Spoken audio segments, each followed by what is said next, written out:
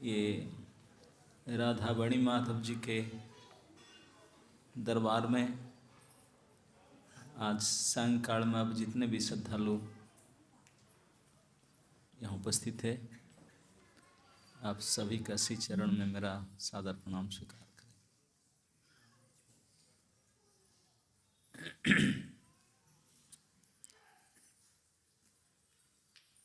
तो एक भजन से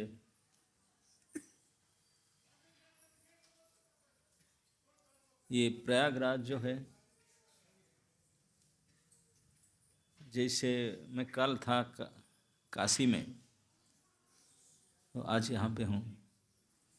ये दोनों ही शहर बहुत प्राचीन हैं। सत्ययुग से लेकर के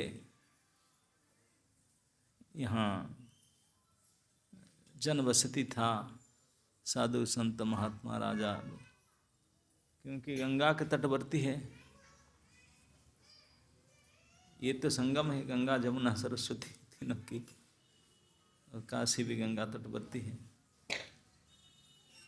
तो ये सब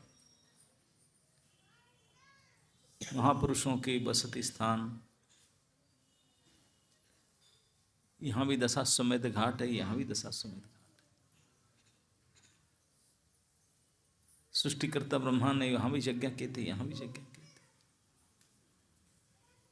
तो ये सब बड़े बड़े देवी देवता ब्रह्मादियों की पूजित स्थान है, तीर्थों के राजा है। तो ये आदिकाल से तो यहाँ पर बसती प्राप्त करना भी बड़े सौभाग्य है। लेकिन केवल रहने से सौभाग्य नहीं होता। जैसे गंगा जी स्पर्श मात्र से पवित्र कर देते ना, पाप ताप सब हरण कर लेता है। लेकिन गंगा में मछली और कछुआ भी रहते ना, नहीं वो क्या साधु है? वो तो साधु को खा जाते हैं। तो केवल क्षेत्र में वास करने से काम नहीं चलेगा, साधुता होना चाहिए। इसलिए हमारे भक्तगण प्रार्थना, वृंदावन वासी चतो, केवल वासी नहीं, जो डिवोटी है वो नीलाचल वासी, जो धाम में वास करने से नहीं होगा, वास करके भगवान के भजन भी करना होगा।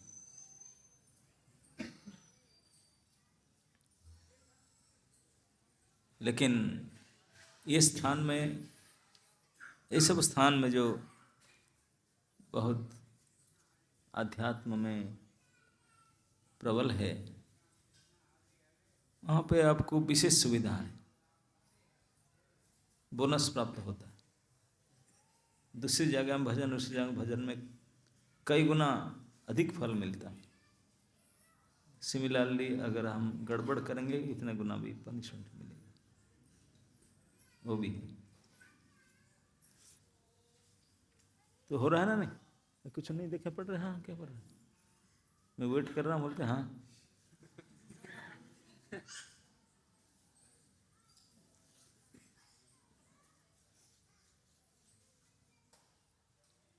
तो ये एक प्रार्थना है, हमारे आचार्य लोग हम सिखाते हैं। अगर कभी भगवान के दरबार में जाने हैं, भगवान के सामने, तो एक भक्त को कैसे प्रार्थना करना चाहिए? प्रभु तब पद जुगे मोर निवेदन, प्रभु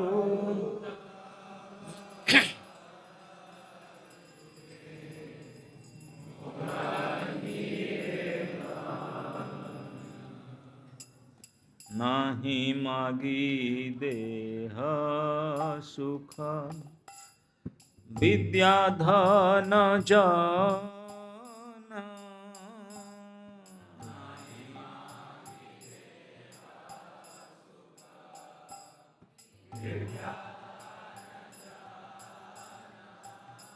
प्रभु तब पद जुगे मोर निवेदन।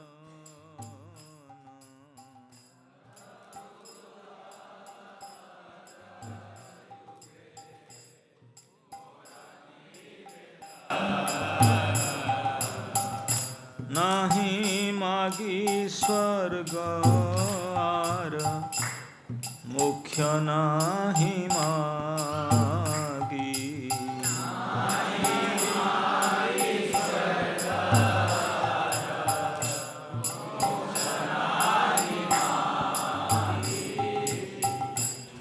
ना करी प्रार्थना कोन विभूतिर लागी। ना करी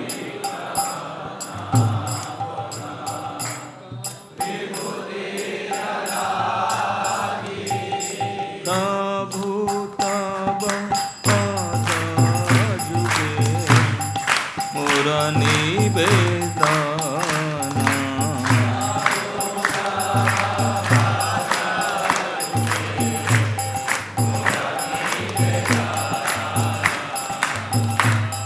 निज कर्म गुण दोषे जे जे जन्म पाई। निज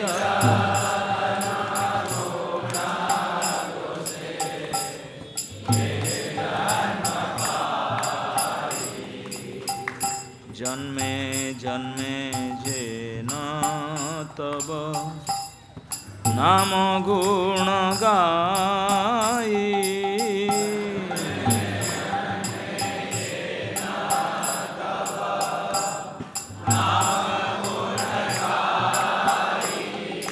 प्रभु तब पद जुगे मोर निवेदन।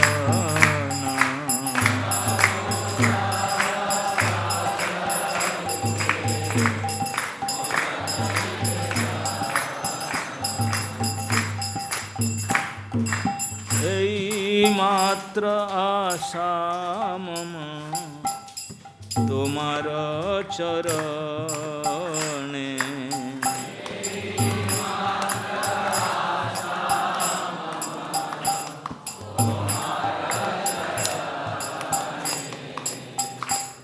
अहेतुकी भक्ति हृदय जागे अनुक्षणे।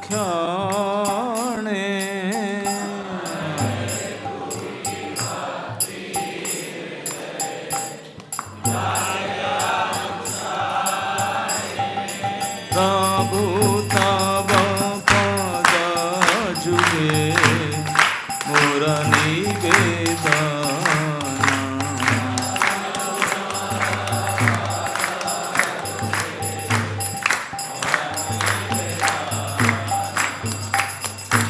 विषये जे प्रीति एबे आछये आमार।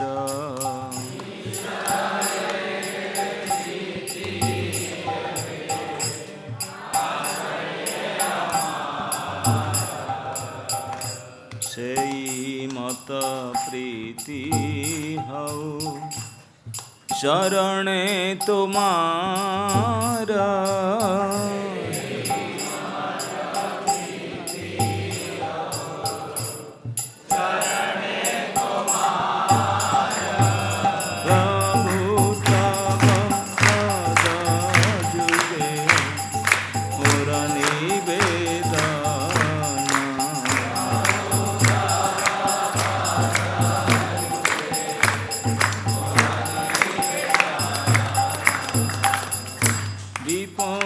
संपदे ठाकु सम भावे।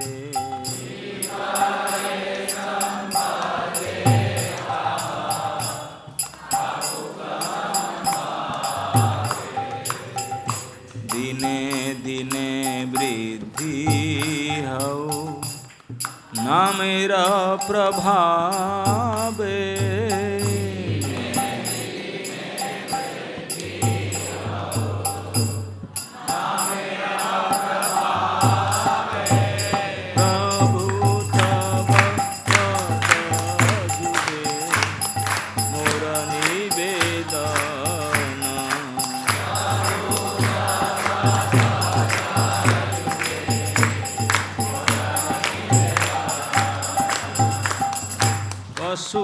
पक्षी हए थाकी स्वर्गे बानी रहे।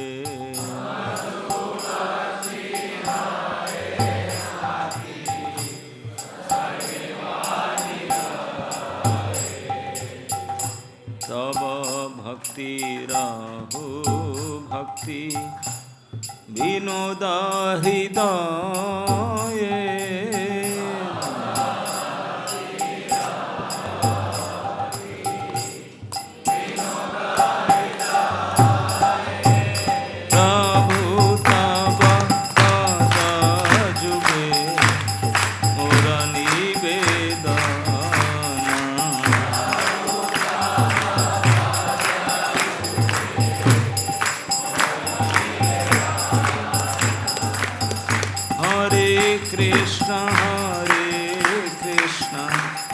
कृष्ण कृष्ण हरे हरे हरे राम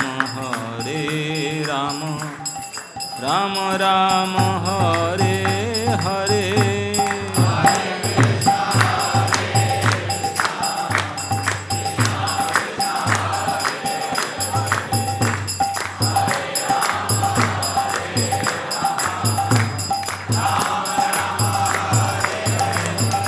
हरे कृष्णा कृष्ण कृष्ण हरे हरे हरे राम राम राम हरे हरे।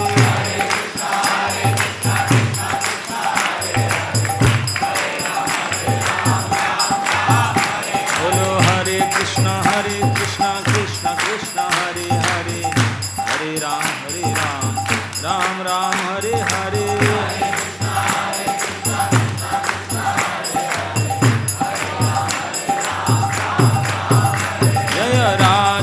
वेणी माधव राधा वेणी माधव राधे।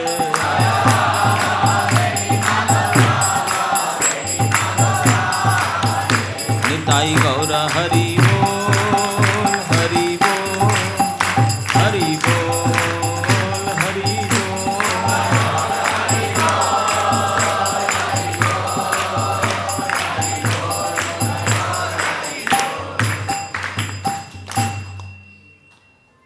शील प्रभुपाद की, आप सभी भक्त वृंद की।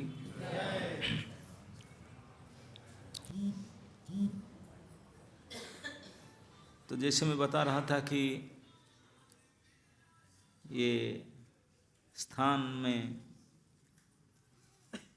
सत्ययुग से अनेक अनेक प्रकार विशेष घटना हो चुका है। सृष्टि से लेकर के अब तक, और हम लोग के लिए विशेष करके श्रीमन महाप्रभु जब पधारे थे,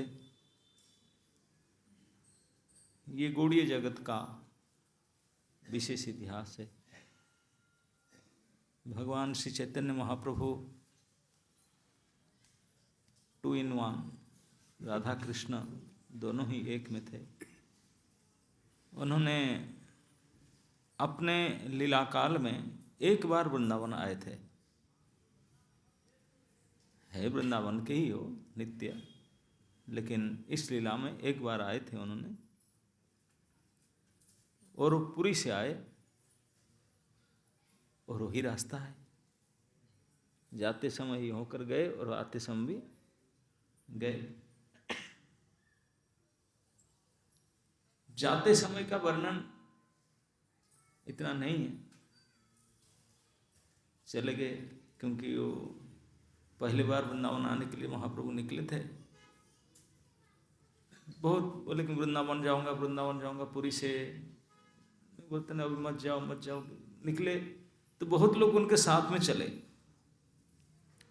जहाँ जहाँ महाप्रभु जाते थे, जिस क्षेत्र होकर, जिस गांव नगर होकर जाते थे, जो उनको देखता था उनके साथ हो जाता था,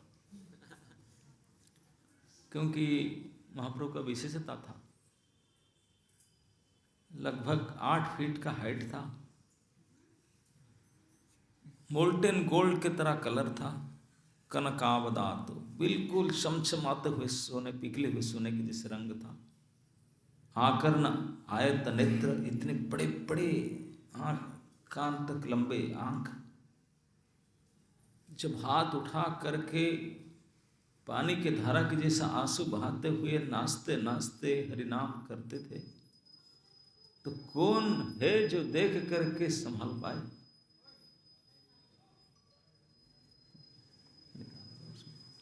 तो कोई भी देखता था बोल्ड आउट होता था और चांस नहीं था उनको, तो उनके साथ चल पड़ते थे। जब महाप्रभु आकर के बंगाल पहुंचे उड़ीसा से चलते हुए, वर्णन आता है कि उनके साथ इतने संख्या में लोग आए थे, बोलते लाखों लाखों लाखों संख्या में लोग उनके साथ आए थे, चलते थे। वो किसी को नहीं बुलाया था, वो तो अकेले चले थे। ऐसा नहीं कि सबको कंट्रीब्यूशन देना पड़ेगा, सबका गेस्ट हाउस बुकिंग है, कुछ नहीं, जितने मर्जी हो। क्योंकि तभी जमाने का टूर जब वृंदावन का ऐसा नहीं था भाई, अकोमोडेशन, टिकट, आना जाने का, खाने का व्यवस्था नहीं, नहीं नहीं। तभी यात्रा के है, जो जाएगा वो अपना पैदल में चल के जाएगा, कोई गाड़ी घोड़ा नहीं, अपने पैदल में चलना हो। समन अपने कंधे पर ढोकर देना पड़ेगा, खाना खुद भिक्षा करना पड़ेगा, टॉयलेट बाथरूम सरकारी, सरकारी मतलब जंगल में, नदी में सोना पेड़ के नीचे सरकारी, आपके हिसाब से किसका कोई टेंशन नहीं, जो जाना है जाओ, अपने कीमत चुकाओ जाओ। तो लेकिन फिर भी लाखों संख्या में लोग साथ में हो गए। उड़ीसा से चलते चलते बंगाल पहुंचते समय में, तभी बंग के सरकार थे नवाब हुसैन साहब, उन्होंने देखे कि इतने बड़ी संख्या में लोग आ रहे हैं। वो कीर्तन करके आते महाप्रभु, सब कीर्तन करते उनके साथ। अगर 500 लोग कोई नाराबाजी करते हैं, गवर्नमेंट पुलिस आ जाते कि नहीं, क्या हो रहा है? ये 500 नहीं लोग नहीं तो एक लाखों लोग थे। तो चिंता में पड़ गया गवर्नमेंट, चिंता में पड़ करके कई गुप्तचर लगाया, क्या है, क्या ग्रुप है, कोई पॉलिटिकल पार्टी है, क्या है, क्या चाहते हैं, राजद्रोह है, क्या है, पता लगाने लगे। तो एक राजा भी छिप कर खुद आया था हुसैन साहब, और बड़े बड़े सीआईडी अफसर को लगाया था। तो कि इमरजेंसी मीटिंग बुलाया, इमरजेंसी मीटिंग बुला करके, तो उसमें जो बुला के बोला, भाई क्या किया जाए बताओ, ये क्या है, क्या डील किया जाए उनके साथ, उनका अलाउ करे, अरेस्ट करे कि क्या करे, रोके कि क्या करे, इतनी बड़ी संख्या में लोग चल रहे हैं, हमारे देश में आ गए। तो उसमें एक भक्त टाइप का थे उनके मंत्री में, केशव छत्री उनका नाम था। वो बोले, सरकार एक हिंदू संत है, कुछ लोग हैं, आप क्यों चिंता करें, जाने दो उसको। वो चाहता था उसको अवॉर्ड देने, लेकिन उनको नहीं पता था कि ये छिप करके राजा स्वयं गया था, रात में स्वयं गया था देखने के लिए कि क्या इतने लोग क्यों चल रहे हैं। तो उनके बात को सुना नहीं, जो भी मतामत दिए उनको पसंद नहीं आया।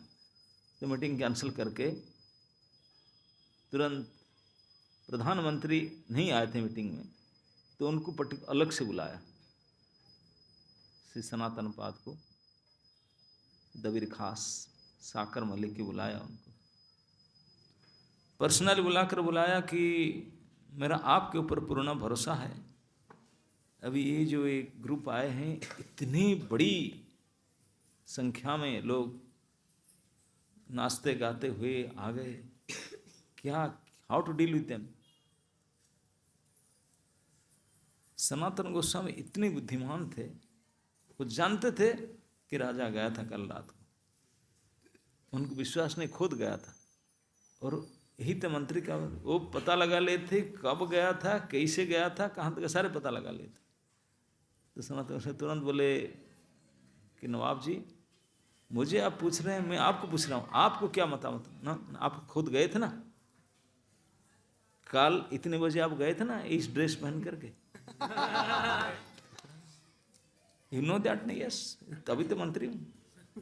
जब ये पता नहीं लगा पाया तो फिर काहे को? आप कितने बजे उठे, कौन से घोड़ा में लेकर गए, कौन सा ड्रेस पहने थे, कितने दूर गए थे, क्या सब मैं आपके पीछे पीछे था, आपको पता नहीं। यही तुम्हारा काम हो। हाँ, मतलब आप खुद देख कर रहे ना, मैं खुद गया ना, तो फिर मुझे क्यों पूछता?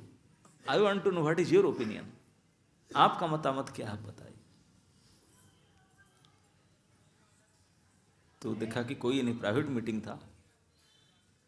बोला दबीर खास जी अगर सच्ची बात मेरे मत, हाँ मैं आपसे सुनना चाहता हूँ, तब मैं बताऊँ ना। मैं तो मानता हूँ कि ये तो साक्षात खुदा है। खुदा बोलते हैं ना, पक्का खुदा, चलते फिरते खुदा। बोले क्यों, क्यों मानते हैं आपने, क्या कारण है? बोले इसलिए मैं मानता हूँ, तभी जमाने में इलेक्शन हो नहीं होता था, गवर्नमेंट के लिए सिलेक्शन होता था, है नहीं? बोले मैं अभी सरकार हूँ, सरकार में हूँ, नवाब राजा हूँ, और इतने साल से मैं राज्य कर रहा हूँ, किसी को प्रतिद्वंदी खड़े होने से उनको मार देता हूँ, जब्त करता हूँ राजद्रोही करके। और कभी कभी 3 साल से 4 साल के बाद में मैं एक पब्लिक मीटिंग करता हूँ, लोग को जानने के लिए। पब्लिक मीटिंग करने के लिए 2 साल पहले से नोटिफिकेशन होता है कि अगले साल इस डेट पर राजा ने गणम संभाषण करेंगे, स्वयं नवाब सब लोगों से मिलेंगे, सब जगह पर राज्य में पीट कर, डंगूरा पीट करके नोटिस दिया जाता है। और सभी गांव से दूर दूर से लोगों आने के लिए व्यवस्था किया जाता है, बैलगाड़ी, घोड़े गाड़ी, सब व्यवस्था किया जाता है लाने के लिए। उनका रहने का, खाना पीने का, गिफ्ट का, सारे व्यवस्था किया जाता है। तो 2 साल से इतने एडवर्टाइजमेंट, इतने व्यवस्था, आना जाना, रहना, खाने का सब कुछ सुविधा, गिफ्ट आइटम देना, इतने सर्व व्यवस्था करने के बाद अगर 5,000 लोग इकट्ठा हो जाते हैं 2 साल से, पूरे सरकार लगा करके इतने लोग पूरा देश में इकट्ठा हो जाते हैं, तो सबसे सफलता माना जाता है। 5,000 लोग इकट्ठा इस बार गणसभा में 5,000 लोग इकट्ठा कर पाए, बहुत बम्पर अचीवमेंट, इतने बड़े सफलता हुआ। और जो लोग आते हैं उनको रहते हैं 4-5 दिनों के लिए, बढ़िया अकोमोडेशन, प्रसाद की व्यवस्था होता है, जाते समय सबको खर्चा भी दिया जाता है, गिफ्ट दिया जाता है, और जाने का खर्चा सब व्यवस्था दिया। लेकिन यहाँ मैंने देखा कल जाकर रात को, लोग इतने संख्या में, किसी के सोने के रहने की व्यवस्था नहीं, कोई पेड़ में लटके हुए हैं, कोई बिल्डिंग तो नहीं थी, बिल्डिंग छत के छप्पर घर उसके ऊपर बैठे हैं, कुछ झाड़ी के ऊपर, कुछ रोड में तो जगह ही नहीं कहीं, रोड में, घर में इधर जगह नहीं, पानी के अंदर, इतने पानी में घुस करके, दूर बात तक कहूं, पेड़ पौधा, झाड़ी लता, कांटेली झाड़ी में भी लोग बैठे हुए, कांटे में कट जाता है, लेकिन हु केयर्स, हम पड़े रहे। ना रहने का व्यवस्था है, ना खाने का व्यवस्था है, अकोमोडेशन प्रसाद तो है नहीं, ना बुलाया था उनको, एडवर्टाइजमेंट नहीं था, अकोमोडेशन प्रसाद कुछ भी नहीं है। और इतने दिक्कत है कि मच्छर भी काट रहे हैं, बेडशीट भी नहीं है, कुछ नहीं है, टॉयलेट बाथरूम तो बात ही छोड़ो, रात खड़े खड़े सो जाएं इतनी बड़ी बात है, खिचड़ी मिल जाए खाने के लिए बड़ी बात है, वो भी नहीं मिलता। लेकिन फिर भी छोड़ कर नहीं जाते हैं, और संख्या बढ़ते जा रहा है, increasing day by day, number बढ़ते जा रहा है, घटता नहीं। और मैंने खुद देखा इतने तैनात पर लोग, लाखों की संख्या में, लाख लाख सब पब्लिक, मैंने देखा कि पहाड़ पर्वत, पेड़, घर बाड़ी, जल स्थल, चारों तरफ लोग मैं है। इसी को देखकर मैं समझ रहा ये कोई मनुष्य का हो नहीं सकता, कोई मनुष्य का प्रभाव नहीं हो सकता, ये तो साक्षात खुदा हो। क्योंकि ये कैसे संभव है, इतनी तकलीफ लोग छोड़ के कोई लोग जाते ही नहीं, फिर भी पड़े रहते हैं, क्या है उनके पास? जिसे ये बात उन्होंने नवाब ने स्वयं कहा तो सनातन गोस्वामी तुरंत बोले you are right, you are right sir. मतलब आप सही बोल रहे हैं कि वो खुदा है ही है। माने क्या, उनके कृपा से आपके पोस्ट में बैठे मिला आपको। आप जो नवाब पोस्ट है ना, बिकॉज ऑफ हिज मर्सी, केवल उनकी कृपा से मिला है। अब समझ लो कुछ गड़बड़ करना है तो 1 मिनट में खिसक जाओगे। वही तो बैठा उनके पास। रियली तुरंत बुलाया अपने असिस्टेंट को, बुला करके नोटिस पास किया, कोई उनको दिक्कत ना करे, जहां मर्जी जाए सारे सुविधा दे दो उनको। ऑर्डर पास कर दिया। तो उनका जो असिस्टेंट थे सब बोले ये राजा पागल हो गया, ये विधर्मी है, ना करो उनको ऊपर एक्शन न लेकर इसे उनको सारे पास कर दिया। वो डर के मारे उनको डरा दिए। इस प्रकार से भगवान ने वो कुछ नहीं करते थे, लेकिन इस प्रकार से लोग प्रभावित होते। बड़े बड़े राजा, वो मुसलमान का शासक था, कितने मंदिर तोड़ा था, कितने विग्रह तोड़ा था, लेकिन वो भी अचंभा हो गया, डर गया।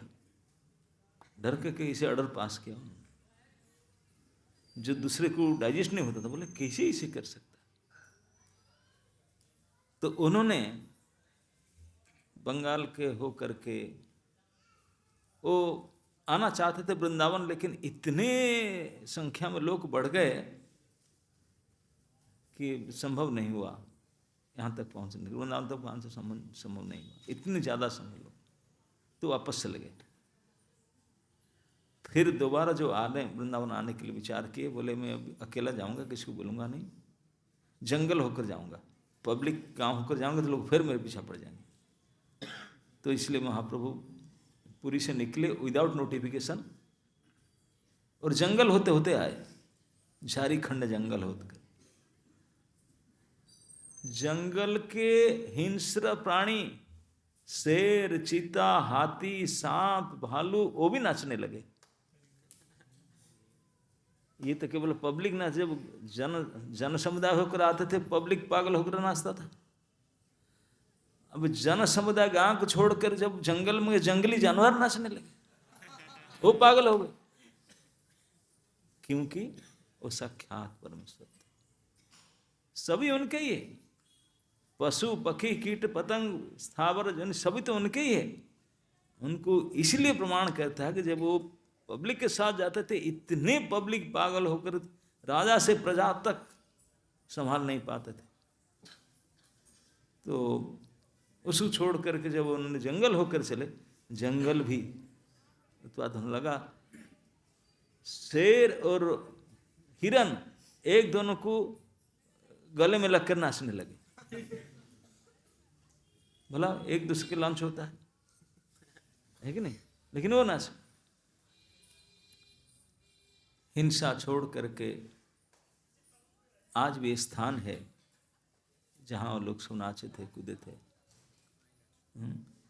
तो इसे करके आए, तो इसे जंगल करके झारखंड जंगल पार करके गया से फिर वाराणसी, वाराणसी से फिर यहाँ आए प्रयाग,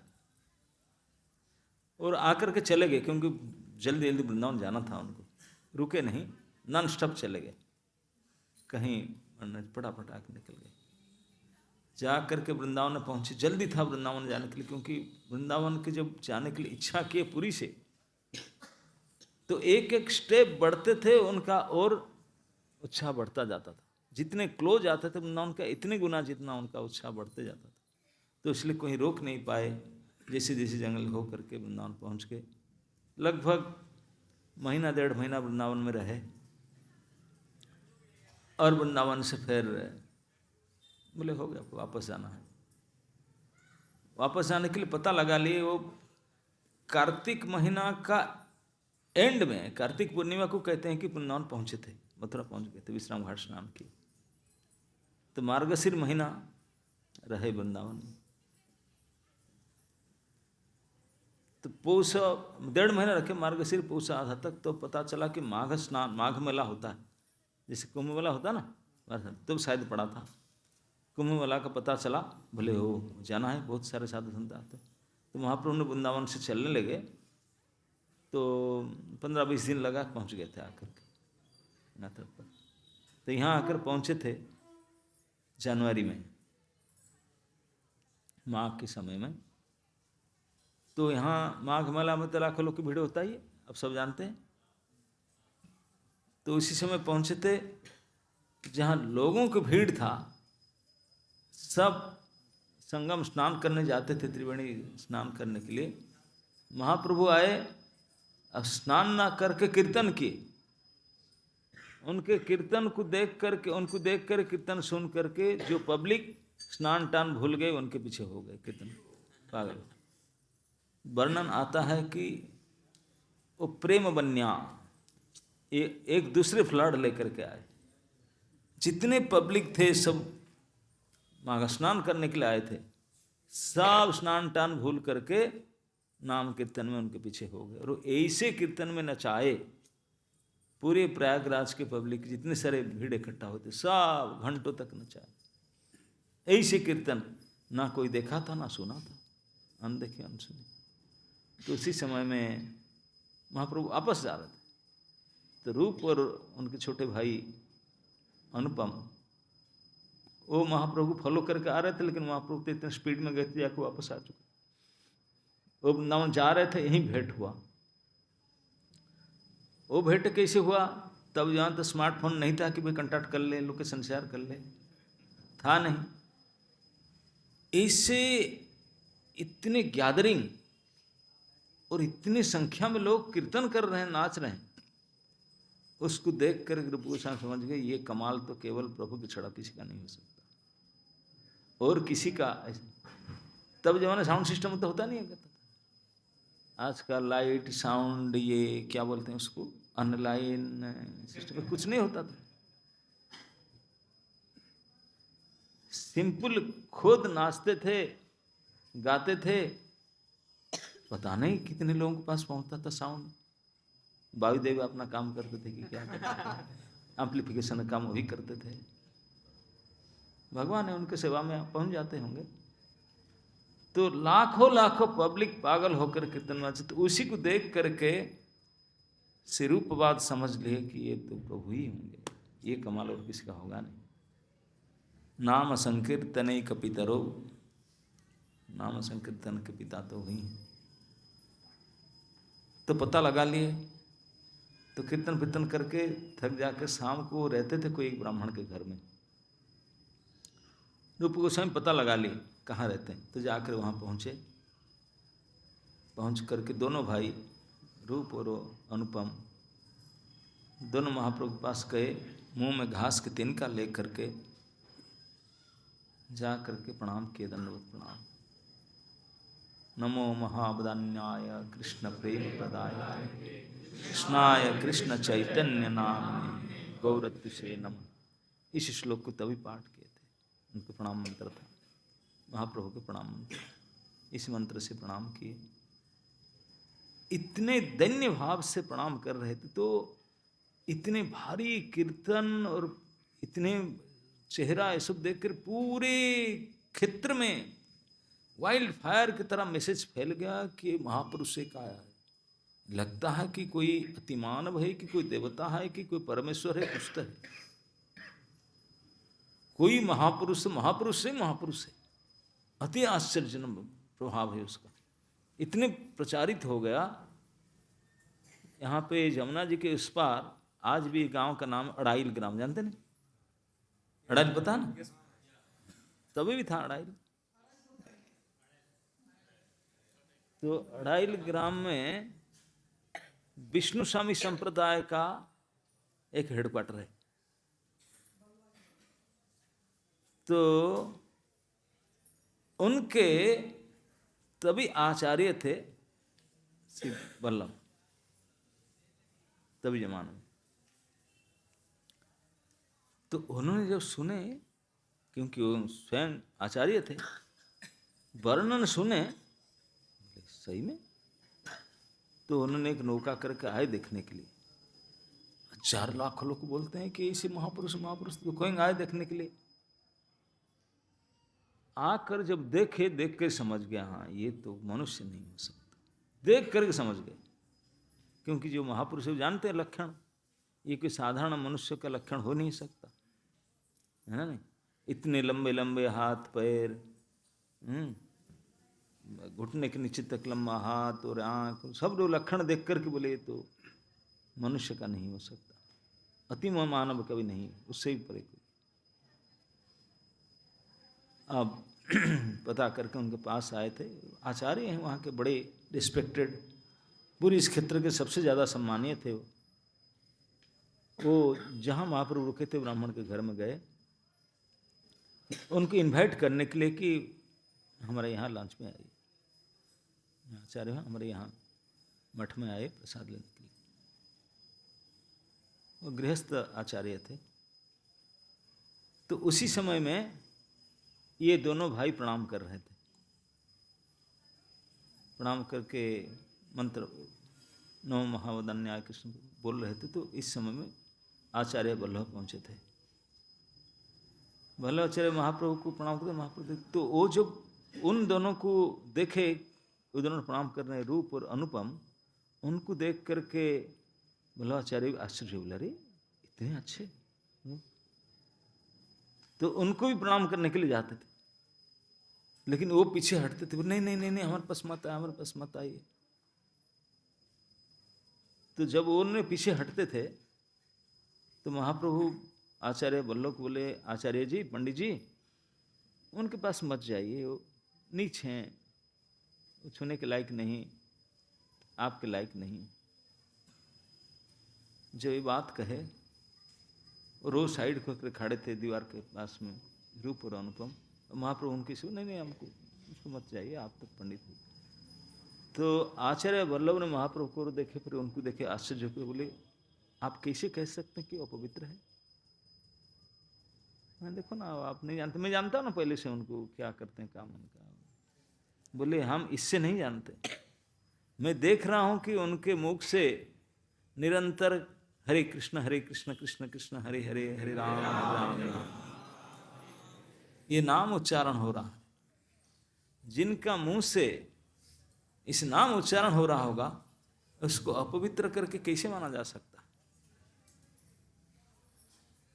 वो तो नहीं माना सकता। जद जिह्वाग्रे वर्तते नाम तुभ्यम, जिनके जिह्वा के अग्रभाग में हे प्रभु आपके नाम उच्चरित हो जाए, तेपुस तापस हो, तो बड़े जाज्ञिक ब्राह्मण से भी ऊपर उठ जाएगा। वो पवित्र कैसे हो सकता? पंडित थे, तुरंत श्लोक बोले, बोले आप कैसे कहते हैं पवित्र? ये तो शास्त्र का निर्णय है। इस बात को सुन करके महाप्रभु अंदर से बहुत खुश हुए। वो तो टेस्ट करने के लिए पूछ रहे थे कि आप तो बहुत बड़े अभिमानी कुलीन आचार्य है, लेकिन जब ये बात कहे महाप्रभु बहुत प्रसन्न हुए। बोले बिल्कुल सही बात बता आपने। भक्ति में कोई कुल, कोई ज्ञान, कोई मर्यादा ऐसे नहीं देखता, जाति पाति कुछ नहीं। जो भगवान के प्रति समर्पित, उनके नाम उच्चारण, उनकी भक्ति करते हैं, वो सारे अपवित्रता को जलाकर भस्म कर देते हैं। सबसे मोस्ट प्यूरिफाइंग एजेंसी भगवान की भक्ति, उसके समान पवित्र करने वाले शक्ति और कुछ नहीं। जितनी प्यूरिफाइंग एजेंसी है, सबसे टॉप मोस्ट है भक्ति। कुछ भी पिघल करके जल कर राख हो जाए भक्ति के साथ, भक्ति के आग में कुछ नहीं टिक सकता। तो वो इसी भक्त है, इतने नम्रता है, इस प्रकार नाम उच्चारण करते हैं। आप बोलते हैं किसे पवित्र हो सकते हैं? तो महाप्रभु वल्लभाचार्य की बात से बड़े प्रसन्न हुए। तो फिर उन्होंने पास बैठा, उन्होंने माने, तो फिर इन्वाइट के बोले मैं आया हूँ आपको बुलाने के लिए हमारा घर में मध्याह्न भोजन के लिए।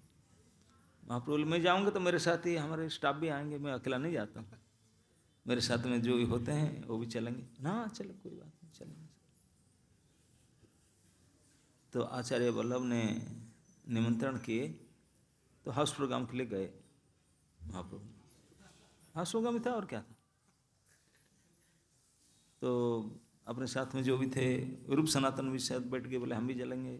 हाँ, कम ज़्यादा गाड़ी जाते जो बैठ जाओ चलो। बैठ गए सब। जमुना पार करके जाना था उस तरफ। तो जमुना नौका में बैठे, महाप्रभु तो इतने, क्योंकि साक्षात कृष्ण है, कहीं भी नदी देखने से जमुना ज्ञान होता था, कोई वन देखने से वृंदावन याद होता था, कभी पहाड़ देखने से गोवर्धन याद होता था। उनके अंदर तो ये भाव हमेशा रहता था। अब ये तो साक्षात जमुना जी था। जमुना नौका में चढ़े, जमुना जी को देख करके ऐसे भाव आया, नाचने लगे। वो इतने विशाल शरीर उनका, नाचने लगे, नौका टलमल होने लगा। अब तभी जमाने में, आजकल जो नदी का जानी पानी वो कितने नीचे चला गया, ऐसा नहीं है। गंगा जमुना पूरे दोनों साइड फुल चलते थे, क्योंकि 500 साल पहले कोई नदी बंध योजना था ही नहीं। No dams were there, no canals, no channel, full stream में पानी बहता था पूरा। मैं कल किसी को बता रहा था, बनारस आगरा में जो दशाश्वमेध घाट, मणिकर्णिका घाट, वो पूरा पानी के लेवल पर हुआ करता था। आजकल तो कम से कम 200 फीट नीचे, इतनी सीढ़ी में चढ़कर जाओ, हाय हाय क्या स्नान करेंगे। लेकिन ऐसा नहीं था, पानी पूरा इतने ई लेवल में चलता था। और यहाँ भी पूरा जमुना जी, आपको पता है कि नहीं, भगवान श्री राम लक्ष्मण और सीता जी के साथ में जो वनवास में जा रहे थे, यहाँ से लगभग 60-70 किलोमीटर दूर लखनऊ साइड में एक शुंगवरपुर, इसी घाट में पारी किए थे गंगा को, गंगा पार वहीं किए थे। फिर वहाँ से चल करके आए, आ करके भरद्वाज आश्रम में रुके, उनसे कंसल्ट किए, जंगल जाऊँगा मुझे बताओ। तो उन्होंने बोले आपके लायक तो जंगल है, यहाँ से Chitrakoot is very nice place, यहाँ मैनी फॉरेस्ट आर देयर, बहुत सारे जंगल है, और उसके बीच में सुंदर सुंदर पर्वत है। इतने वर्णन किए चित्रकूट का शोभा का, रियली बड़े सुंदर बनानी है, आपके लायक रहने के, साधु संत यहाँ सेवा करते हैं, आप जा सकते। तो उनको उनका रिकमेंडेशन सुन करके, हाई रिकमेंड किए उन्होंने। तो उनके रिकमेंडेशन से भगवान बोले कि ठीक है हम चलेंगे, क्योंकि यहाँ तो केवल स्नान के लोग थे, या जमुना जी के कोई पार होता, घाट ही नहीं, जंगल ही था इस साइड। आप जब बैठेंगे, घोर जंगल था, और जमुना जी का पूरा प्रबल धारा, तो घोर जंगल दोनों तरफ था, और उसको पार करके उनको जंगल में जाना था, इसलिए जंगल झाड़ी में आए। यहाँ कोई घाट थे ना, नौका फोक था नहीं। तो आए, सीता जी की तो तैरना आती नहीं थी, पार कैसे करेंगे। तो वर्णन आता है कि उनके साथ तो गुहक था, सुंगरपुर आया था ना राजा गुहक, हाँ, जो निषाद राज था।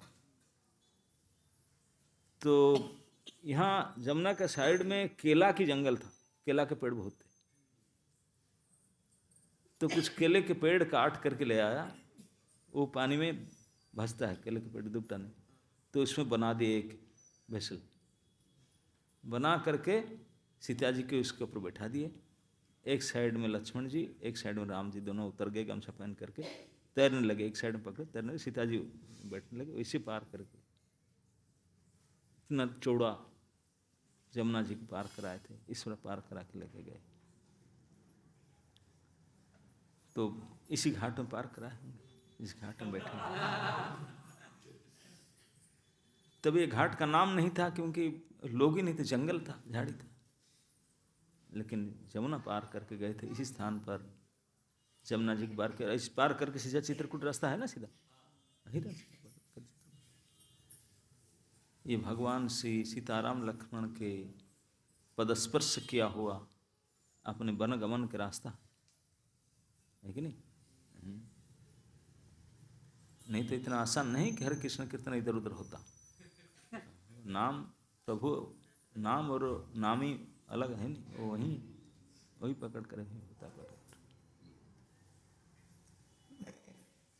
तो महाप्रभु जमुना पार किए, भगवान राम भी किए थे जमुना पार, पूरे सीता जी के साथ, लक्ष्मण के साथ। और हमारे प्रभु भगवान चैतन्य महाप्रभु भी जमुना पार किए, इसी घाट में जमुना पार किए।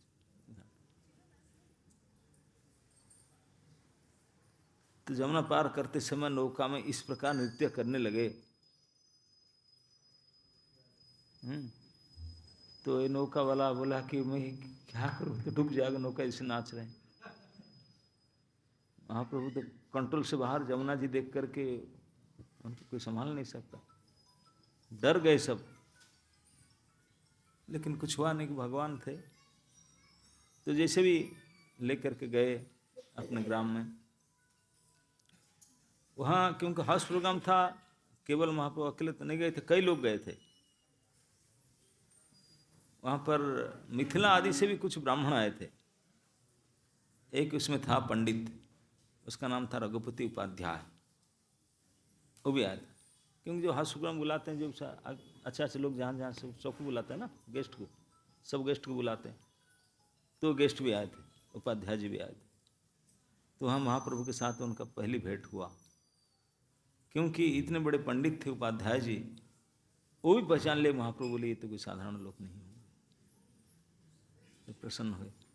तो उनके और महाप्रभु के बीच में बातचीत हुआ।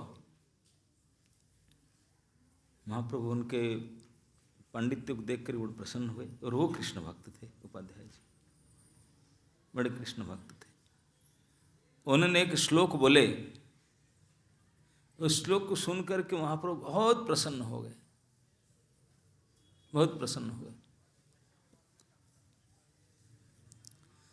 प्रसन्न होकर के बोले, कुछ और बोलो, कृष्ण के लिए कुछ और बोलो, मैं सुनना चाहता हूँ। तो और बोलने लगे। तो महाप्रभु कृष्ण कथा सुनने में बड़ा रुचि था, बहुत प्रसन्न होते थे। जब महाप्रभु संन्यास लेकर के घूमते थे, कई गांव होकर जाते थे, जब लोग कृष्ण के नाम नहीं बोलते थे, बोले कहाँ आ गया है, यहाँ कोई कृष्ण के नाम नहीं बोलते हैं। बड़े अप्रसन्न हो जाते थे, कोई कृष्ण नाम नहीं है, क्या है। तो नित्यानंद प्रभु जाकर किसी को सिखाते हुए कृष्ण कृष्ण बोलो, तो कृष्ण कृष्ण बोलते थे। अरे कृष्ण नाम बोलते हैं, क्या है। उनको पूछे गंगा कितने दिन, बोले हाँ गंगा का हवा लगता है, इसीलिए कृष्ण नाम बोल देते हैं। गंगा के हवा लगने से भी कृष्ण नाम आ जाता है, कृष्ण भक्ति आ जाता है, क्योंकि गंगा भगवान की चरणादुक है। तो वहाँ जा कर के उनका जो बातचीत हो रहा है रघुपति उपाध्याय के साथ, चैतन्य महाप्रभु के इस हाउस प्रोग्राम में, तो बोलते हैं कुछ, वो बोलते हैं कि कृष्ण के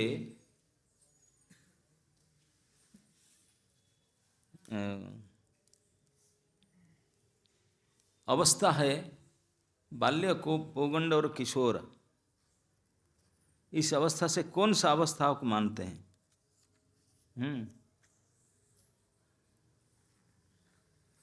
तो वो बोलता हूँ कि नहीं, किशोर अवस्था में मानता हूँ।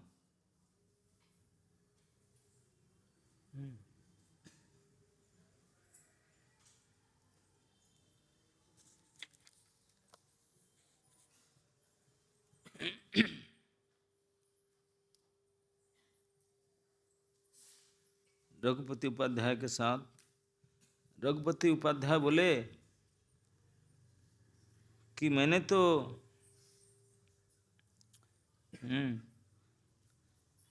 श्रुतिम अपरे स्मृतिम अपरे भारतो अन्यमन्ये भजन्तु भवभीताः अहमियं नंदं वंदे यस्यालिंदे परं ब्रह्म। बोलते हैं कि भले लोग इस संसार भय से कोई उपनिषद, कोई पुराण, कोई महाभारत जाए शरण, मैं तो नंद महाराज को शरण में जाता हूँ, क्योंकि उनके आंगन में परम ब्रह्म स्वयं घुटुर वन में चलता है ना। रघुपति उपाध्याय नमस्कार कैल, आगे कह प्रभु वाक्य उपाध्याय करिल। प्रभु कहे न कहते हों पढ़े कृष्ण लीला, प्रेमावेशे प्रभुर देह मन आलू आइला। प्रेम देखी उपाध्याय हईल चमत्कार, मनुष्य नहे यह कृष्ण करिल निर्धार। जब उनने श्लोक पढ़े रघुपति अध्याय में, महाप्रभु के जो सुनकर श्लोक जो विकारित हुआ शरीर में, पंडित रघुपति उपाध्याय देख कर बोले ये तो मनुष्य नहीं हो सकते। वो डिसाइड की इसु लिखा है कि प्रेमावेशे प्रभुर देह आलू आइला, प्रेम देखी उपाध्याय हल चमत्कार। वो चमत्कार तो बोले इससे तो मनुष्य के शरीर में इसे कैसे हो सकता है? मनुष्य न है एहो कृष्ण करिल निर्धार, ये साक्षात कृष्ण ही होंगे, मनुष्य नहीं हो सकते। प्रभु कहे उपाध्याय श्रेष्ठ मानो काय, तो क्वेश्चन आंसर होने लगा। प्रभु ने पूछने लगे उपाध्याय जी आप किसको सबसे श्रेष्ठ मानते? उपाध्याय श्रेष्ठ मानो काय, श्याममेव परंग रूपम कहे उपाध्याय। उपाध्याय बोलते श्याम सबसे श्रेष्ठ है, श्याम रूप। श्याम रूप वासस्थान और श्रेष्ठ मानो काय, बोले श्याम को श्रेष्ठ मानते हैं। जितने भी भगवत अवतार है सबसे श्रेष्ठ कौन है? कृष्ण है, श्याम है। बोले उनके स्थान बहुत है ना? नहीं, मथुरा, द्वारका, अयोध्या, ये वो कितने स्थान भगवान के धाम स्थान। कौन सा स्थान? सामरी पर वासस्थान श्रेष्ठ मान का है। तो कहते हैं पूरी मधुपुरी बरा कहे उपाध्याय। बरा मतलब वरिष्ठ। बोलते जितने पुरी है इसमें मधुपुरी सबसे वरिष्ठ है। आप बाकी जितने पुरी है, काशी, कांची, अयोध्या, द्वारावती, अवंती, ये सबसे श्रेष्ठ है मधुपुरी। पुरी मधुपुरी बरा। अब फिर बोले बाल्य पौगंड केश्वर श्रेष्ठ मानो काय। भगवान की 4 वय होता है, 3 अवस्था है, बाल्य पौगंड और केश्वर। बोले इसमें से कौन इसको आप पसंद करते हैं? बाल्य पौगंड केश्वर श्रेष्ठ माना काय। बोलते हैं वय कैशोर कंग ध्येयं कहे उपाध्याय। बोलते हैं किशोर अवस्था सबसे श्रेष्ठ है। रसगण मध्य तुम्हें श्रेष्ठ माना काय। कौन सा रस को आप श्रेष्ठ मानते हैं? आद्यैव पररोष कहे उपाध्याय। प्रभु कहे भालो तत्व सिखाइला मोरे, एत बोली श्लोक पढ़े गद गद स्वरे। तो 4 प्रश्न किए थे, उनको उत्तर को मिला करके एक श्लोक महाप्रभु बना दिए। बोलने लगे श्याममेव परं रूपं पुरी मधुपुरी बरा, वय कैशोरकं ध्येयं आद्यैव परो रसः। श्याम रूप ही सर्वश्रेष्ठ रूप है, मधुपुरी ही श्रेष्ठ पुरी है, किशोर वैसे ही सबसे श्रेष्ठ है अवस्था, और आद्य रस श्रृंगार रस ही सबसे श्रेष्ठ रस है। प्रेमा वैसे प्रभु तारे कैला आलिंगन, प्रेम मत्त हयात हो करे न नर्तन। जिसे महाप्रभु प्रसन्न हो गए, प्रसन्न होकर के वो था तो नहीं कुछ गिफ्ट देने के लिए, जाकर आलिंगन कर दिए, गले लगा लिए। गले लगा दिए तो करंट पास हो गया। महाप्रभु तो हाइड्रोज करंट में लबालब भरे रहते हैं, टच किए शक लगा। तो इसी को बोलते हैं प्रेम आवेशे प्रभु तारे कैला आलिंगन। प्रेम में आवेश में, इसे नहीं करते हैं, प्रेम में आवेश में सुनकर इतने खुश होकर जाकर गले लगा ले। जैसे कैला आलिंगन, प्रेम में मत्त हयाते होकर पागल हो गया वो। जैसे उनको स्पर्श किए हाइडोज करंट से, जो हुआ ना था वही हुआ, पागल हो। प्रेम मत्त ते हो करे न कीर्तन। अब नाच लगा, बूढ़ा कीर्तन करने लगा। अब श्लोक क्या पढ़े, अब कीर्तन करने लगा, करंट चला गया। मत ते हो करे न कीर्तन, देखी बल्लभ भट्टे मने चमत्कार। बल्लभ भट्ट बोली क्या हो रहा है, पंडित जी तो पागल हो गए। मैं हाउस प्रोग्राम में बुला के रहता, तिरभट्टी के पंडित थे, मिथिला के बड़े पंडित थे, ये क्या हो गए, पागल हो गए। ये रास्ता में नौका को पागल कर रहा था, अभी आदमी के पागल कर रहा है यार। बलवाचार्य बोले क्या करूं, वो चमत्कार हो रहे थे।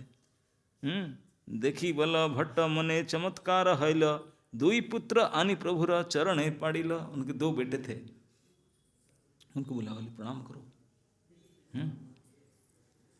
प्रभु देखी बारे ग्रामेर सब लोक आइल, प्रभु दर्शन सर्वलोक कृष्ण भक्त हैल। अब दोनों बेटे को बुला के प्रणाम करा। जो देखा, छूना तो दूर बात, करंट लग ही जाएगा। कोई पैर पर छू लिया तो गया, फिर तो बच नहीं सकता। छूना दूर नहीं, दूर से देख कर प्रणाम किया, वो भी चेंज हो गया। इतने हाई सेंसेशन था। आजकल होता ना, हाथ इसके कारण पानी गिरता है, क्या बोलते हो, सेंसर है। हाँ, ये सब सेंसर फेंसर आजकल नहीं, उन्हीं से है। महाप्रभु का सेंसर ऐसा है, वो एक आदमी का आलिंगन करते थे और वो तो पागल होता था। फिर बोलते हैं तुम मेरे पीछे मत जाओ, तुम जाओ न। क्या तुम जाने से तुम्हारा गांव वाले भक्त हो जाएंगे न, कैसे तुम जाओ तो सही। बोले तुझे कुछ नहीं, तुम जाओ। वो तो पागल होकर नाच कर जाता था, नाचता जाता था, कीर्तन करता। उनकी पत्नी आता था, क्या हो गया तुम्हारा। पत्नी नाचा। बेटा आ गया, mummy papa what is going on.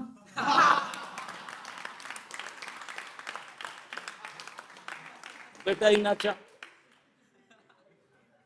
तो परिवार नाचने लगे। दूसरे पड़ोसी परिवार आए, क्या हो गए। जो आकर हाथ लगाया तो कुछ लोग गांव वाले, हाथ मत लगाओ भैया, क्या भूत आया पता नहीं, हाथ मत लगाओ, हाथ लगाने से फंसते हैं। दूसरी गांव, एक गांव वाले तो नाचने लगे पूरे गांव।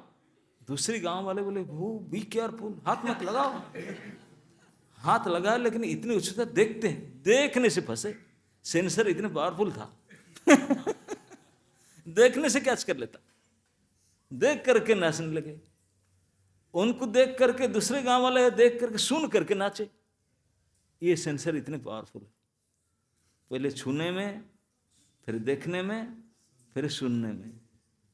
इस प्रकार महाप्रभु जहां जाते थे, थोक में, होलसेल में हजारों हजार भक्त बनाकर जाते थे। हम लोग तो DYS, खिचड़ी खिलाए, क्या आप करें। और 200 रजिस्टर में जो ही 2 निकले। है कि नहीं। कितने खिचड़ी खिला दिए, एक कुंटल। कितने क्या कर डाले, उत्कर्ष क्या कर डाले। 200 रजिस्टर कर करके 2 नंबर नहीं आते। और यहाँ कोई रजिस्ट्रेशन नहीं, कोई DYS नहीं, कोई कैंप नहीं, कोई प्रसाद नहीं, नथिंग। वो अपने चले गए। उनको छू करके, सुन करके, देख करके, गांव की गांव, होलसेल, इंडिविजुअली नहीं, ऐसे मास पिचिंग। ये है प्रेम के प्रभाव। जिनके अंदर प्रेम है तो बाहर निकल करके आए। जिनके अंदर करंट है, कोई छुएगा तो शक लगेगा कि नहीं, है नहीं तो क्या लगेगा। यही बात है। तो उनको लगता था। इसी को देख करके ये वर्णन आता है। वल्लभ भट्ट देख करके चमत्कृत हो गए। उन्हें 2 बेटे को बुलाया, 2 बेटों आके प्रणाम किए, वो भी फंसे। अभी सुन करके लोग कि इससे नृत्य कीर्तन सुनकर पूरे गांव इकट्ठा हो गया। प्रभु देखी बारे ग्रामेर सब लोग आइलो। सारे गांव के सब लोग देखने के लिए आ गए, कौन है कौन है। आइल, प्रभु दर्शने सब लोग कृष्ण भक्त हैल। आके देख करके पूरे गांव के गांव भक्ति देख करके, ये है पावा, ये है कृष्ण के परिणाम। पूरे गांव बदल गए। ब्राह्मण सकल करे न प्रभुर निमंत्रण, वल्लभ भट्टता सवारे करे न निवारण। जितने गांव में ब्राह्मण थे बोले हमारे घर में खाइए, हमारे घर में आए। वल्लभ भट्ट बोले नहीं नहीं, मैं बुला के लाया, आज हमारे यहाँ पाएंगे, तो बाद में देखा जाएगा, अभी नहीं। सब बुलाते हैं हमारे घर में आओ, हमारे बोले नो नो नो टाइम, नहीं जा सकते, स्ट्रिक्ट। करण निवारण। प्रेमोन्मादे पढ़े गोसाई, मध्य जमुनाते प्रयागे चलाई बहिहान आदि व रहिते, प्रेम उन्मादे पड़े गोसाई मध्य जमुनाद। जब हंस वापस आ रहे थे, नौका से गिर पड़े जमुना के बीच में, कूद पड़े कूद पड़े। प्रयागे चलाई बहिहान आदि व रहिते, जारा वांछा प्रयाग जाया करी निमंत्रणा, एत बोली प्रभु लया करी लगमना। जो ब्राह्मण लोग बुलाते थे हमारे घर में आए, बोलते नहीं नहीं नहीं, ये उनको लेकर बड़े मुश्किल से आया हूँ, वो जमुना में कूद लेते, मैं उनको प्रयाग लेकर वापस जाता हूँ, आपको जाना है तो आप खुद जाकर लेकर आओ, यहाँ मैं नहीं सुनूंगा।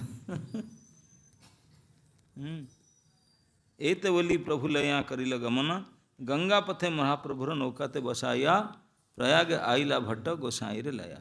भट्ट फिर प्रोग्राम करके फिर उनको वापस लेकर आ गए। लोक भीड़ भये प्रभु दशा समेधे जाया, रूप गोसाई रे शिक्षा करान शक्ति संचारिया। क्योंकि माघ मेला के समय था, जहाँ तहाँ भीड़ झुंड झुंड, और महाप्रभु निकलने से लोग को ऐसी भीड़ आ जाते थे।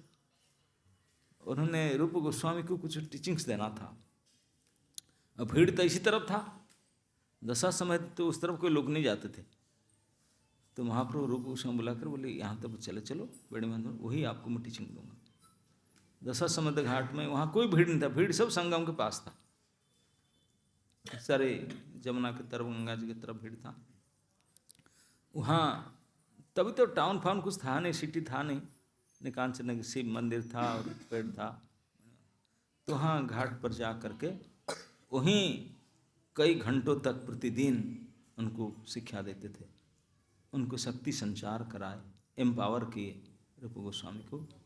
10 दिन तक उनको शिक्षा दिए, वृंदावन के भक्ति के रस साहित्य सिखाए, जिनको सीख करके रूप गोस्वामी जाकर भक्ति रसामृत रचना किए। ये डाउनलोड यहीं कराया गया था, वहाँ केवल एग्जीक्यूट कराया गया है ना, नहीं यहाँ पर माल डाले थे सारे, वहाँ पर जाकर ट्रांसक्राइब किया गया। तो इसी को कहते हैं कि शक्ति संचार महाप्रभु ने कराया था। तो ये प्रयाग में महाप्रभु जो आए थे, इस प्रकार लीला कर रहे थे कि गंगा जमुना और यहाँ के जितने लोग केवल इसी गंगा जमुना का स्नान से नहीं, कृष्ण भक्ति से उत्प्रेत करता थे। और कृष्ण भक्ति का सबसे simple starting to the end, सबसे सरल प्रभावित करने का उपाय है तद नाम ग्रहणादि भी, उनके नाम। इस कलियुग में बाकी हमारे पास और कुछ उपाय है ही नहीं, we are good for nothing, केवल इसी के लायक हैं, कलियुग का केवल नाम ही। तो इसलिए भगवान श्री चैतन्य महाप्रभु भी केवल नाम कीर्तन के द्वारा इस युग को भी उद्धार करने के लिए उन्हें भी नाम कीर्तन करते, पब्लिक के सामने और कुछ नहीं। अकेले में जो योग्य व्यक्ति है उनको ज्ञान सिखाते थे, रूप को सिखाए 10 दिन तक, सनातन को 2 महीना तक, लेकिन बाकी पब्लिक को केवल कीर्तन करते, कीर्तन में उद्धार करते। तो इस प्रकार महाप्रभु इस क्षेत्र में इस नाम कीर्तन किए थे, भक्ति रस के शिक्षा दिए थे, और इतने प्रेम की पागल करते थे लोगों को। जमुना में गिरना, यहाँ अड़ाइल ग्राम से जाकर उद्धार करना, जो जहाँ जाते थे, हाउस प्रोग्राम में गए, यहाँ भी लोगों को चेंज किए, घाट में, बाट में, रास्ते में, जहाँ जाए उनको देख कर लोग नाना प्रकार से कृष्ण प्रेम को प्राप्त करते थे, परिवर्तन होते थे, भक्त बन जाते थे। ये भगवान के प्रचार की विशेषता थी। तो इस प्रकार से तभी 500 साल पहले महाप्रभु जी वापस जा रहे थे वृंदावन से, तो यहाँ 10 दिन रहे, और 10 दिन में ऐसा माहौल बनाए कि माघ मेला ट्रांसफ़र हो गया नाम मेला से। नहीं, यहाँ लोग आते थे स्नान करने के लिए, स्नान भूल करके नाम कीर्तन करने लगे, है ना। नहीं, हमारा होता ना मायापुर में, क्या होता है, कीर्तन मेला। तो ये कीर्तन मेला कर देते हैं। स्नान का मेला होता नहीं, स्नान के मेला चेंज हो गया कीर्तन मेला से। तो ये महाप्रभु कीर्तन मेला यहाँ किए थे, है ना। तो होना चाहिए यहाँ कीर्तन के मेला, उन्होंने किए थे। भीड़ को देख करके ऐसे कीर्तन कराए थे, भीड़ सब छोड़ कर कीर्तन कर रहा था, है ना। तो ये हमारे साक्षात भगवान थे। इस कलियुग में हमारे लिए जो उपाय है, इस उपाय को स्वयं आपने आचरी धर्म जीवरे सिखाए, स्वयं करके सिखाए। ऐसे नृत्य कीर्तन करना चाहिए। तो इसी से ही हमारा कुछ कल्याण हो सकता है, उद्धार हो सकता है। तो ये पवित्र स्थान है जहाँ पर जुग जुग पर भगवान आ करके अनेक प्रकार लीला किए हैं। विशेष करके इस कलियुग में, कलियुग पावन अवतार श्रीमन महाप्रभु आ करके जो यहाँ 10 दिन जो अद्भुत लीला करके गए, जो कीर्तन करके गए, आज तक उस कीर्तन के प्रभाव से ये इस्कॉन वेणी माधव मंदिर में भी भक्त लोग हरे कृष्ण कीर्तन कर रहे हैं। ये उसके इफेक्ट है। तभी जो छोड़ गए थे वो रहता है जहाँ रहता। तो इसलिए हम आप सभी को करबद्ध प्रार्थना करता हूँ कि बाकी कुछ करो न करो, इस प्रयाग में उन भगवान श्री चैतन्य महाप्रभु को याद करके उनके यादगार के लिए, उनके स्मृति के लिए कुछ हरिनाम कीर्तन अवश्य करना चाहिए, ताकि उनके कृपा आशीर्वाद प्राप्त हो और उनके कृपा आशीर्वाद से हमारे जीवन सफल होगा। जय निताय।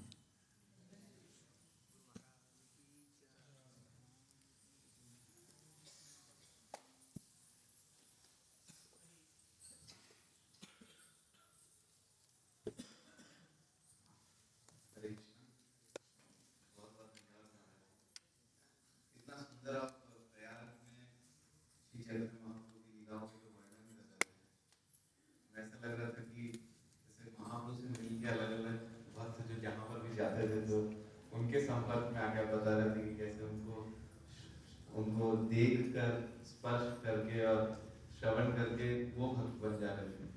ऐसा लग रहा है महाप्रभु ने आपको भेजा है यहाँ पर सबको भक्त बनाने। आपको खुशी होगा ये जान के कि जब भी हम यहाँ पर प्रयागराज में हम लोग जो भक्त सब हैं हर दिन हरिनाम संकीर्तन करते हैं सुबह में। और जब भी हमने कीर्तन मेला भी किया है यमुना के घाट पे, जो हमारे गोपाल घाट है वहाँ पर भी कीर्तन मेला करते हैं, तो बहुत उत्साह से सभी भक्त भी और बाहर से भी बहुत लोग आके पार्टिसिपेट करते हैं। तो यहाँ के कीर्तन मेला भी बहुत अच्छे तरीके से हुए हैं। तो आपका आशीर्वाद चाहेंगे कि हम यहाँ पर हरिनाम संकीर्तन इस तरह कीर्तन का प्रचार बहुत अच्छा से हो सके। तो कितने भक्त चाहते हैं कि महाराज ऐसे ही आके यहाँ पर सबको भक्त बना रहे हैं।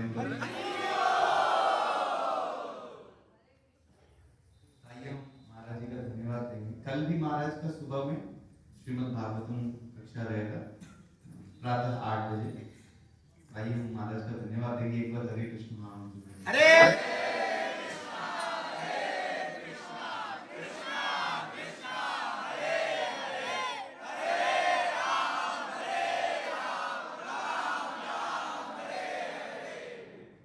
भक्ति वैष्णव आशीष स्वामी महाराज की